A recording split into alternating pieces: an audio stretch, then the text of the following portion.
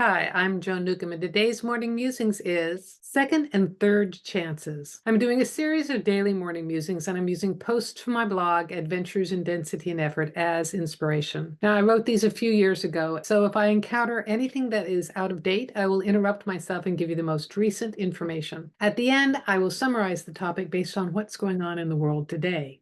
Also, I have some special offers, so stay tuned to the very end to see what they are. Second and third chances. Just finished listening to Michael Caine's interview on the Today Show. The topic arose about second chances because at some point Michael Caine thought he was washed up as an actor, whereas he was really transitioning from romantic roles to the more interesting, I think, character roles. And he's now written his second memoir, so he's a side career as an author, and he has 3 grandchildren, which he says his life is really all about. We value longevity and stability in this world, even though as a culture we are moving through rapid changes that require being able to shift at a moment's notice. It's not uncommon for someone's resume to show them transitioning jobs every 2 years. Marriages lasting more than 5 years are considered long-term. If you keep an appliance or an automobile that long, it most likely will have a recall out for it for some default. A computer? Forget about it. All your original software is no longer compatible with the rest of technology. Even within relationships, in order to maintain one so that it proves to be long-lasting, requires you to continually grow and change. Whatever brought you together as a couple initially can become a limitation as you each mature. If you keep treating your offspring as children when they're adults, they may stop talking to you. Life requires flexibility and creativity in order to live it joyfully. It's important to give yourself a second, third, and even fourth chance as well. An ending of any sort is an opportunity to reinvent yourself and try something new. You loved that house. You loved that job. You loved that person. Wonderful. To quote Maude from Harold and Maude, now go and love some more. Now there's a next step to this, in which you realize that you are not just a personality with a storyline, but you are consciousness. You are infinitely capable and creative, and you're making all of this up. It's not exactly that this is an illusion, implying that it's not real, but you are bigger than you. As the little you, personality with a body, you have access to all the information in the cosmic internet, but it feels like outside yourself. It feels like the power is somewhere else. Shifting to the you that is infinite, beyond this lifetime, you can see that you created it all, your individual storyline and everyone in your storyline. You are the cosmic internet. You made all this up in that you created this physical reality. Of course it feels real. It's reality. You also created everyone who shows up in your reality. They're not fake just because you created them. You created them to be different personalities because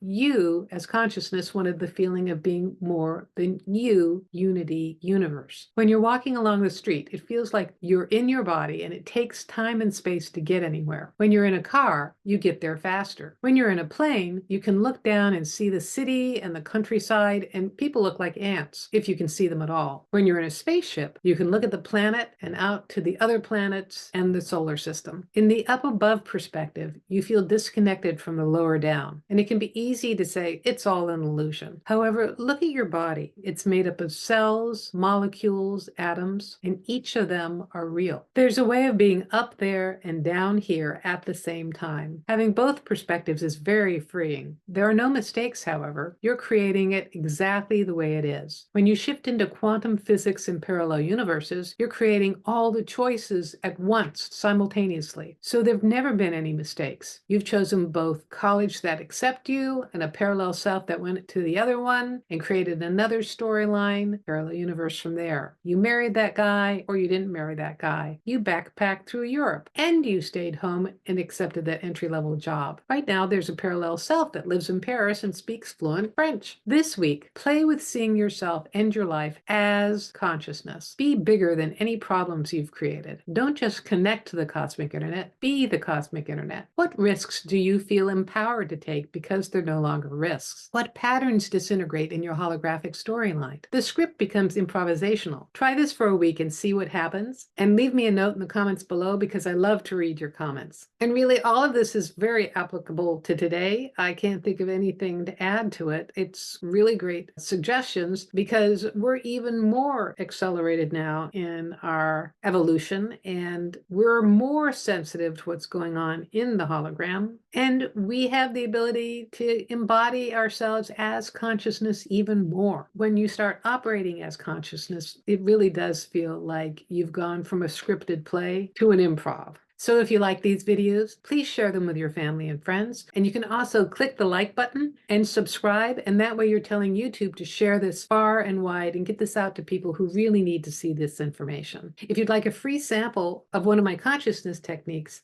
click on the link below to the skybox technique and it'll give you a real up perspective. If you'd like some manifestation techniques, my self-study course, Manifesting Money and Miracles, will teach you energy techniques to help manifest money and miracles and more. And if you'd like to know more, my website is joan-newcomb.com. There you can learn about my individual sessions where I take a look at the essence of who you are and what's going on in your life today. And I can answer any questions that you might have. And I record it just for you. And if you'd like to learn how to do this for yourself, Manifesting Money and Miracles is good preparation for my coaching special where I work with you one-on-one and give you individual consciousness techniques so that you can transform your life. And you can find out more on my website. So go to my website, joan-newcomb.com, and I'll see you tomorrow in another Morning Musings.